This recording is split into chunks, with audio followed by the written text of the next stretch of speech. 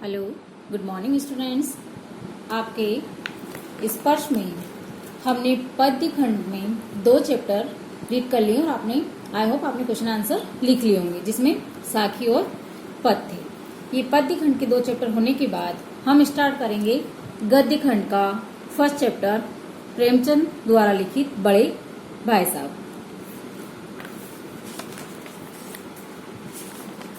सबसे पहले हम प्रेमचंद का जीवन परिचय पढ़ेंगे। जन्म और मृत्यु की तिथि दी है 1880 और 1936। 31 जुलाई 1880 को बनारस के कबीर लहमी गांव में जन्मे धनपत राय ने उर्दू में नवाब राय और हिंदी में प्रेमचंद नाम से लेखन कार्य किया। निजी व्यवहार और पत्राचार धनपत राय नाम से ही करते थे। उर्दू में प्रकाशित पहला कहानी संग्रह सोजे वतन अंग्रेज सरकार ने जब्त कर लिया। मतलब उनका जो पहला संग्रह था सोजे वतन, वो अंग्रेज सरकार का उस टाइम शासन ज़्यादा था, तो उन्होंने क्या कर लिया, जब्त कर लिया। आजीविका के लिए स्कूल मास्टरी, इंस्पेक्टरी, मैनेजरी करने के अलावा इन्होंने हंस माधुरी जैसी प्रमुख पत्रिकाओं का संपादन भी किया। मतलब उन्होंने अपने जेब खर्च लिए कई कार्य किए। उस समय बम्बई मतलब मुंबई जिसको हम बोलते हैं कि फिल्म नगरी में भी बिताया, लेकिन वह उन्हें रास नहीं आई। यद्यपि उनकी कई कृतियों पर यादगार फिल्में बनी। मतलब जो इन्होंने लिखा है उस पर भी कई यादगार फिल्में बनी हैं। प्रेमचंद जो है बहुत प्रसिद्ध लेखक हैं। सेकेंड पैराग्राफ है, आम आदमी के दुख दर्द के बेजोड़ चित्रे प्रेमचंद को उनके जीवन काल में ही कथा सम्राट, उपन्यास सम्राट कहा जाने लगा था। मतलब उनको कहानी सम्राट या उपन्यास सम्राट के नाम से जाना जाता था। उन्होंने हिंदी कथा लेखन की परिपाटी पूरी तरह बदल डाली थी। उनकी रचनाओं में उन्होंने उन लोगों को प्रमुख पात्र बनाकर साहित्य में जगह दी जिन्हें जीवन और जगत में केवल प्रताड़ना और लांछन ही मिले। मतलब जो व्यक्ति दुखी हुए हैं, जिन्हें काम किया है पर उन्हें कभी भी यश प्राप्त नहीं हुआ, ऐसे लोगों को उन्होंने विशेष स्थान दिया है। 8 अक्टूबर 1936 में उनका देहावसान हो गया, मतलब उनकी मृत्यु हो गई। प्रेमचंद ने जितनी भी कहानियां लिखी हैं वे सब मानसरोवर शीर्षक से 8 खंडों में संकलित है। कौन सी? मानसरोवर शीर्षक से। उनके प्रमुख उपन्यास हैं गोदान, गबन, प्रेमाश्रम, सेवा सदन, निर्मला, कर्मभूमि, रंगभूमि, कायाकल्प, प्रतिज्ञा और मंगलसूत्र। ये अपूर्ण है, मतलब ब्रैकेट में दिया, मतलब मंगलसूत्र कहीं ना कहीं इसकी आधा उपन्यास रहा है। अब हम पढ़ेंगे पाठ प्रवेश। पाठ के शॉर्ट समरी समझाते हैं इसमें। अभी तुम छोटे हो इसलिए इस काम में हाथ मत डालो। यह सुनते ही कई बार बच्चों के मन में आता है, काश हम बड़े होते तो कोई हमें यूं न टोकता। मतलब छोटे जब घर में रहते हैं और उनसे बड़े भाई बहन जब होते हैं तो बड़े को हक होता है ना छोटे बच्चों को बोलने का, ऐसा मत करो वैसा मत करो। तो छोटे सोचते हैं कि हम घर में अगर बड़े होते तो कोई हमें नहीं टोकता। लेकिन इस भुलावे में न रहिएगा, क्योंकि बड़े होने से कुछ भी करने का अधिकार नहीं मिल जाता। घर में बड़े को कई बार तो उन कामों में शामिल होने से भी अपने आप को रोकना पड़ता है जो उसी उम्र के और लड़के बेधड़क करते रहते हैं। जानते हो क्यों? क्योंकि वे लड़की अपने घर में किसी से बड़े नहीं होते। जो बेफिक्र होकर बार बार बाहर खेलते रहते हैं वो कहीं ना कहीं घर में सबसे छोटे होते हैं। प्रस्तुत पाठ में भी एक बड़े भाई साहब हैं जो हैं तो छोटे ही, लेकिन घर में उनसे छोटा एक भाई और है। उससे उम्र में केवल कुछ साल बड़ा होने के कारण उनसे बड़ी बड़ी अपेक्षाएं की जाती है। बड़ा होने के नाते वह खुद भी यही चाहते हैं और कोशिश करते हैं कि वह जो कुछ भी करे वह छोटे भाई के लिए एक मिसाल का काम करे। कई बार बड़े भाई साहब की इच्छा होती है कि वो भी बाहर घूमे, वो भी बाहर खेले, पर छोटे भाई को एक आदर्श की स्थिति बनाए रखने के लिए वो अपने आप को रोकते हैं। इस आदर्श स्थिति को बनाए रखने के फेरे में बड़े भाई साहब का बचपना तिरोहित हो जाता है, मतलब बचपना नष्ट हो जाता है। वो आदर्श की भूमिका निभाते निभाते अपने बचपन को खोते हैं। इस पाठ के माध्यम से ये बताया जाता है कि बड़े भाई साहब अपने छोटे भाई को अच्छी शिक्षा देना चाहते हैं और वो अपने आप को संयम में रखते हैं और छोटे भाई को बताते हैं कि जीवन में किस तरह प्रगति के रास्ते पर चलना चाहिए। अब हम आते हैं बड़े भाई साहब चैप्टर। मेरे भाई साहब मुझसे 5 साल बड़े, लेकिन केवल 3 दर्जे आगे। यहाँ दर्जे का मतलब कक्षा से है। यहाँ लेखक बता रहे हैं कि जो मेरे भाई साहब हैं वो मेरे से कितने साल बड़े हैं, 5 साल, पर केवल वो पढ़ने में मेरे से कितने कक्षा आगे हैं, 3 साल। उन्होंने भी उसी उम्र में पढ़ना शुरू किया था जब मैंने शुरू किया, लेकिन तालीम जैसे महत्व के मामले में वह जल्दबाजी से काम लेना पसंद न करते थे। मतलब बड़े भाई साहब का स्वभाव ऐसा था कि वो काम को बड़े आराम से करते थे। उनका ऐसा मानना था कि जैसे जो महल बनता है या जो भवन बनता है उसकी इमारत जितनी ज़्यादा मजबूत होती है महल उतना ही ज़्यादा मजबूत होता है। तो वो जिस कक्षा में पढ़ते थे बड़ी बारीकी से पढ़ते थे, चाहे उस कक्षा में वो 2-3 साल पढ़ना पसंद करते थे। पर आज का समय ऐसा नहीं है। इस भवन की बुनियाद, अभी यहाँ क्या कह रहे हैं कि इस भवन की बुनियाद खूब मजबूत डालना चाहते थे जिस पर आलीशान महल बन सके।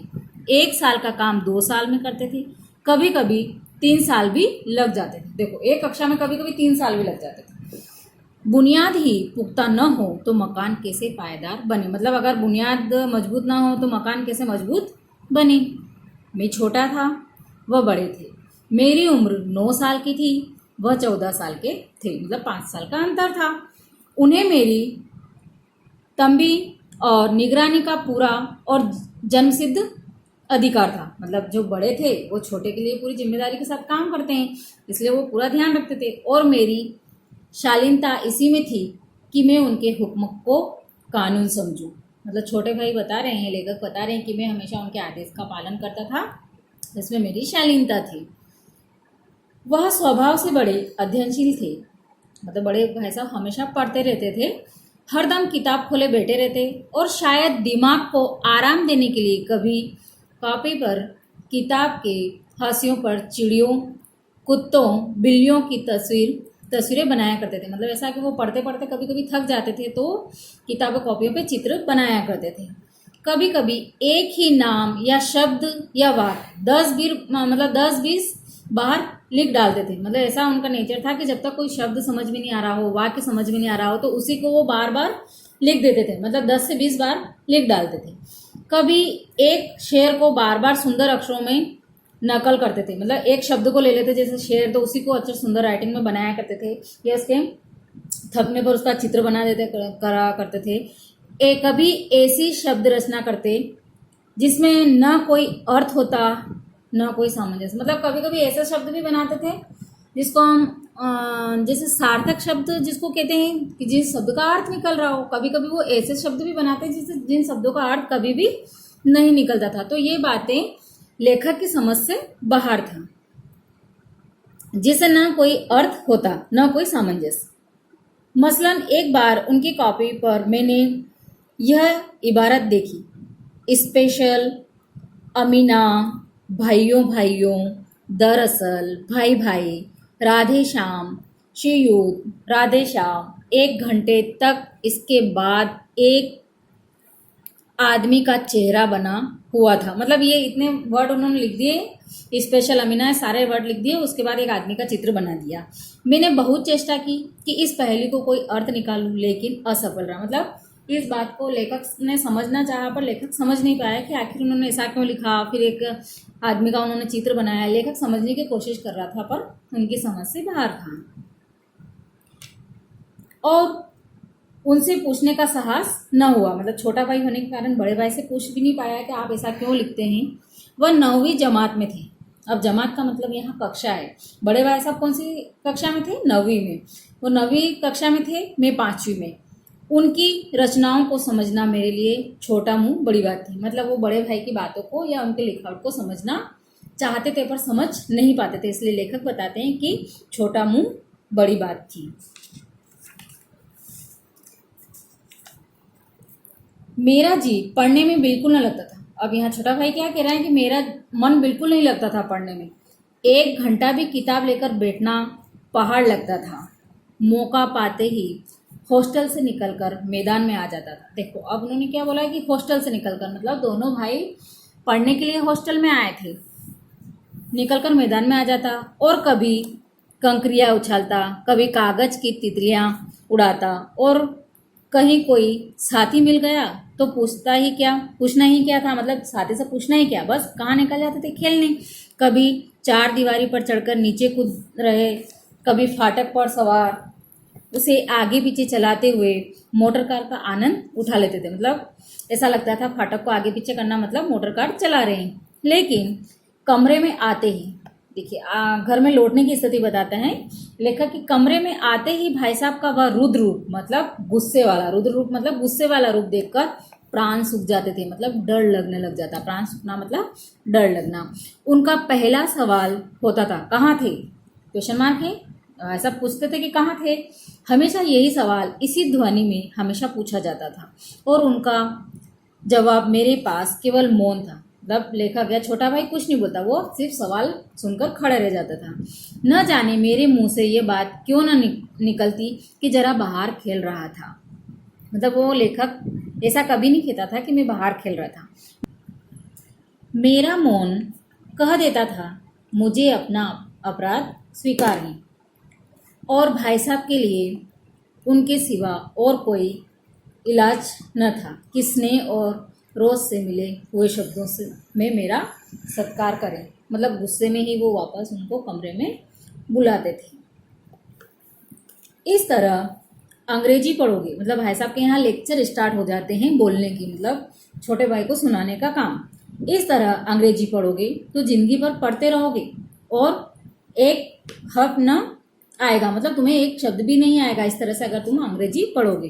अंग्रेजी पढ़ना कोई हंसी खेल नहीं है कि जो चाहे पढ़ ले, नहीं। एरा गेरा नथु खेरा, सभी अंग्रेजी के विद्वान हो जाते हैं पर सीख नहीं पाते। यहाँ रात दिन आंखें फोड़नी पड़ती और खून जलाना पड़ता है, तब कहीं यह विद्या आती है। ऐसा बड़े भाई साहब छोटे भाई को सुना रहे हैं। और आती क्या है? हाँ, कहने को आ जाती है। बड़े बड़े विद्वान भी शुद्ध अंग्रेजी नहीं लिख सकते, बोलना तो दूर रहा। और मैं कहता हूँ तुम कितने घोंगा हो, मतलब कितने बेवकूफ हो कि मुझे देखकर भी सबक नहीं लेते। मतलब यहाँ बड़े भाई साहब अपने बारे में बताते हैं कि तुम, मतलब मुझे रात दिन पढ़ते हुए देखते हो, उससे भी तुम सबक नहीं लेते हो, तो तुम्हें पढ़ना चाहिए। मैं कितनी मेहनत करता हूँ, मेहनत हो गया, यहाँ मेहनत होता है, मेहनत करता हूँ, यह तुम अपनी आंखों से देखते हो। अगर नहीं देखते तो यह तुम्हारी आंखों का कसूर है, तुम्हारी बुद्धि का कसूर है। इतने मेले तमाशे होते हैं, मतलब यहाँ मेले तमाशे का मतलब कि बाहर जितना भी इंजॉयमेंट होता है, चाहे वो मेले से ले ले या खेलने से ले ले। मुझे तुमने कभी देखने जाते देखा है? मतलब मेले तमाशे, मतलब जो भी तमाशे होते हैं या मेले में कभी भी मुझे जाते देखा है? रोज ही क्रिकेट और हॉकी मैच होते हैं, मैं पास नहीं भटकता, हमेशा पढ़ता रहता हूँ। उस पर भी एक एक दर्जे में 2-2, 3-3 साल पढ़ा रहता हूँ। अब देखिए भाई साहब खुद अपने बारे में बता रहे हैं कि मैं इतना पढ़ता हूँ, दिन रात किताबें लेके बैठा रहता हूँ, फिर भी दर्जे, मतलब मैं एक ही कक्षा में 2-2, 3-3 साल रुक जाता हूँ, मतलब फेल हो जाता हूँ। फिर भी तुम कैसे आशा करते हो कि तुम यूं खेल कूद में वक्त गंवाकर पास हो जाओगे? मैं छोटे भाई से कहते हो कि तुम खेलते रहते हो तो तुम कैसे पास हो जाओगे? मतलब मैं इतना पढ़ता हूँ फिर भी एक ही कक्षा में मुझे 2-2, 3-3 साल हो जाते हैं। मुझे तो 2-3 साल लगते हैं, तुम उम्र भर इसी दर्जे में पढ़े सड़ते रहोगे। मतलब जिस कक्षा में तुम हो, तुम उम्र भर उसी कक्षा में सड़ते रहोगे, मतलब फेल होते रहोगे। अगर तुम्हें इस तरह उम्र गंवानी है तो बेहतर है कि घर चले जाओ और मजे से गुल्ली डंडे खेलो। दादा की गाड़ी कमाई के रुपए क्यों बर्बाद करते हो? मतलब दादाजी की जो कमाई उसे बर्बाद मत करो। उसने यहाँ अपने दादा की कमाई के बारे में बताया कि अगर तुम्हें इस तरह से ही खेलना है तो तुम घर लौट जाओ और वहीं गुल्ली डंडे खेलना। ठीक है, नेक्स्ट। मैं यह लताड़ सुनकर आंसू बहाने लगता हूँ। मतलब छोटे भाई को थोड़ी सी लगती है, जब इतना सब कुछ सुनता है, बड़े भाई साहब सुनाते हैं तो छोटा भाई सुनता है और फिर वो आंसू बहाने लग जाता है। जवाब ही क्या था, अपराध तो मैंने किया, लताड़ कौन सहे। मतलब जो बातें हैं भाई साहब की वो कौन सा नहीं, भाई साहब उपदेश की कला में निपुण थे। भाई साहब जो थे वो बोलने मतलब दूसरों को उपदेश देने की कला में निपुण थे। ऐसी ऐसी लगती बातें कहते कि ऐसे ऐसे सूखती बाण चलाते कि मेरे जिगर के टुकड़े टुकड़े हो जाते। मतलब जो बातें वो बताते थे मुझे बहुत बुरा लगता था और अंदर से मैं टूट जाता था, मेरी हिम्मत टूट जाती। इस तरह जान तोड़कर मेहनत करने की शक्ति मैं अपने में न ला पाता। मतलब जिस तरह से जो भाई साहब उपदेश देते थे वैसी क्षमता मेरे अंदर नहीं थी कि मैं दिन रात पढ़ाई करूं, ये योग्यता मेरे अंदर नहीं थी। ऐसा लेखक या छोटा भाई अपने आप में सोचते हैं। और उस निराशा में जरा देर के लिए मैं सोचने लगता, क्यों न घर चला जाऊं, जो काम मेरे बूते से बाहर है उसमें हाथ डालकर क्यों अपनी जिंदगी खराब करूं। मतलब यहाँ लेखक फिर क्या सोचता है, हाँ मैंने जब नहीं पढ़ सकता तो क्यों नहीं मैं घर चला जाऊं, जो काम मेरे बूते से बाहर है उसमें हाथ डालकर क्यों अपनी जिंदगी खराब करूं। मुझे अपना मूर्ख रहना मंजूर था, लेकिन उतनी मेहनत से मुझे तो चक्कर आ जाना था। लेकिन घंटे 2 घंटे के बाद निराशा के बादल फट जाते थे। मतलब जब तक बड़े भाई साहब सुनाते कुछ समय वो बातें लगती थी, 1-2 घंटे मन में कुछ रहता था और उसके बातें खत्म हो जाती और मैं इरादा करता कि आगे से खूब जी लगाकर पढ़ूंगा। चटपट एक टाइम टेबल बना डालता। देखो ये सबकी आदत होती ना कि जब टीचर लेक्चर देते हैं या पेरेंट्स लेक्चर देते हैं कि तुम पढ़ो पढ़ो, तो ऐसा कभी कभी हम लोग पढ़ने के लिए प्लानिंग करते हैं, फिर टाइम टेबल बनाते हैं। ऐसा ही लेखक भी, मतलब जो छोटा भाई था वो टाइम टेबल बनाता है। चटपट एक टाइम टेबल बना डालता, बिना पहले के नक्शा बनाए, कोई स्कीम तैयार किए, काम कैसे शुरू करूं। मतलब एक टाइम टेबल बना के नक्शा बनाते हैं। टाइम टेबल में खेलकूद की मत बिल्कुल उड़ जाती थी। मतलब जो टाइम टेबल बनाते थे उसमें खेलकूद का बिल्कुल स्थान नहीं होता था, पर रियल लाइफ में खेलकूद का ज्यादा स्थान था, पढ़ाई का नहीं। देखिए टाइम टेबल कैसे बना। प्रातः काल 6 बजे उठना, मुंह हाथ धोना, नाश्ता करना, पढ़ने बैठ जाना। ठीक है। 6 से 8 तक अंग्रेजी, मतलब 2 घंटे अंग्रेजी। 8 से 9 तक हिसाब, हिसाब का मतलब हम मैथ्स से लेते हैं, मतलब मैथ्स को देखना। 8 से 9, 9 से 9:30 तक इतिहास, फिर भोजन और स्कूल। 3:30 बजे स्कूल से वापिस होकर आधा घंटा आराम करना। 4 से 5 बजे तक भूगोल, 5 से 6 तक ग्रामर, आधा घंटा हॉस्टल के सामने ही टहलना। 6:30 से 7 तक अंग्रेजी कंपोजिशन, फिर भोजन करके 8 से 9 तक अनुवाद, 9 से 10 तक हिंदी, 10 से 11 तक विविध विषय, फिर विश्राम। मतलब शाम रात की 11 बजे तक का टाइम टेबल बन गया और उसके बाद आराम करना। टाइम टेबल तो बड़ा अच्छा बनाया है, अब देखते हैं कितना फॉलो होता है। मगर टाइम टेबल बना लेना एक बात है, उस पर अमल करना दूसरी बात। ये तो एक कड़वा सच है, टाइम टेबल सब बनाते हैं पर जो सोचते हैं वह नहीं होता, क्योंकि कथनी और करनी हमेशा अलग होती है। पहले ही दिन उसकी अवहेलना शुरू हो जाती है।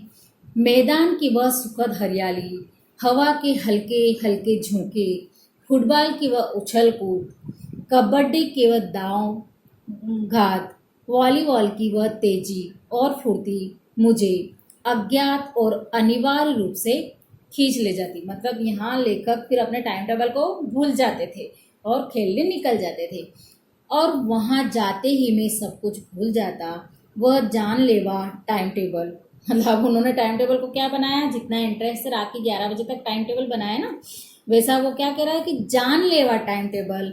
वो आंख फोड़ पुस्तकें, किसी की याद नहीं रहती थी। कौन से समय, जब खेलते थे, और भाई साहब की नसीहत और फजीहत का अवसर मिल जाता। मैं उनके साए में से भागता था। मतलब जब लेखक ऐसा मानते थे कि मैं भाई साहब के कहने पर नहीं चलता, तो वो कहीं ना कहीं उनसे आंख चुराते थे, उनकी आंखों से दूर रहने की चेष्टा करता। कमरे में इस तरह दबे पांव आता कि उन्हें खबर न होती। जब वो बाहर खेल के आते थे तो अंदर आते थे तो बिल्कुल धीमे धीमे पांव के साथ कमरे में आते थे।